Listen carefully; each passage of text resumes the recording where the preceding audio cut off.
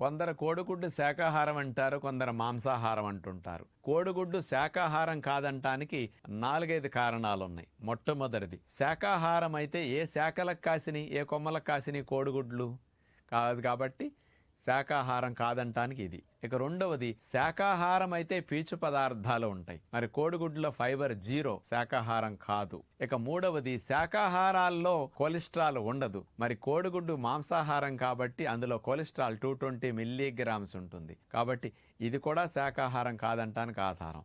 నాలుగవది, శాకాహారాలన్నిట్లో కార్బోహైడ్రేట్స్ ఉంటాయి, మాంసాహారాల్లో ఉండవు.